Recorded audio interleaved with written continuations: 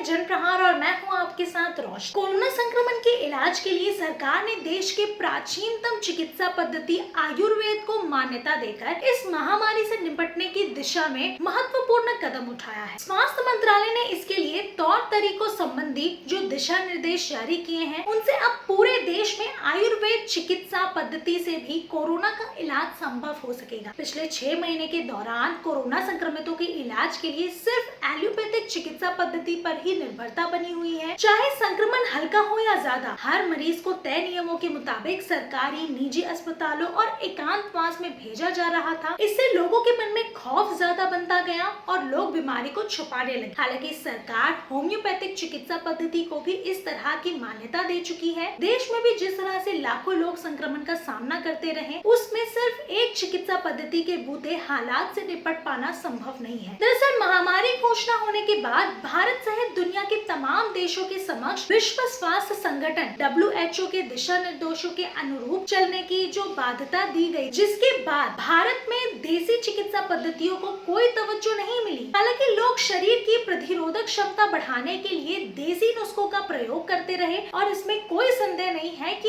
ये नुस्खे एक हद तक तो कारगर साबित हुए। आयुर्वेद भारत की ही नहीं, दुनिया की प्राचीनतम और जांची परखी चिकित्सा पद्धति है। धन्वंतरी से लेकर चरक और सुश्रुत जैसे आयुर्वेद के ऋषियों ने मानव जाति के लिए इसे हर तरह से समृद्ध बनाया। रोगों के निदान से लेकर दवाओं के निर्माण तक ये परंपरा आज तक जारी है। इसका बड़ा प्रमाण ये है कि भारत आज आयुर्वेद चिकित्सा के बड़े केंद्र के रूप में पुनर्स्थापित हो चुका है। सबसे बड़ी बात तो ये है कि अन्य चिकित्सा पद्धतियों की तुलना में आयुर्वेद, होम्योपैथ, सिद्ध योग जैसे चिकित्सा पद्धतियां काफी सस्ती होने के कारण आम लोगों की पहुंच में। भारतीय घरों में आमतौर पर रसोइयों में इतनी चीजें उपलब्ध रहती हैं, जिन्हें लगातार बीमारियों से अचूक औषध के रूप में उपयोग में लाया जाता है। इसीलिए कोरोना के बचाव के लिए आयुर्वेद चिकित्सा पहले से ही मास्क और सुरक्षित दूरी के उपाय के अलावा हल्दी, लौंग, काली मिर्च, सौंठ, दालचीनी, गिलोय जैसे मिश्रण का काढ़ा पीने की सलाह देती रहे, ताकि लोगों में प्रतिरोधक क्षमता विकसित हो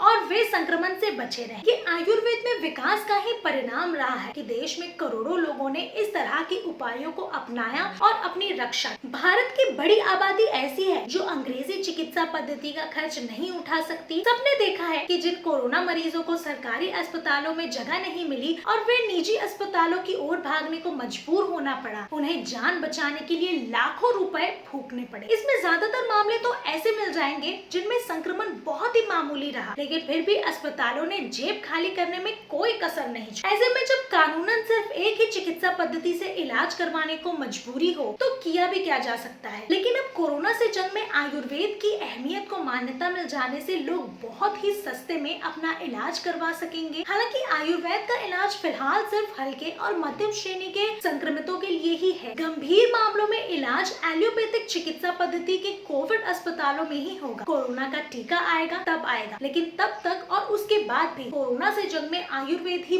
बड़ा हथियार साबित होगा। फिलहाल के लिए इतना ही। आपकी राय हमें कमेंट में जरूर बताइए और बने रहिए चैनल के साथ।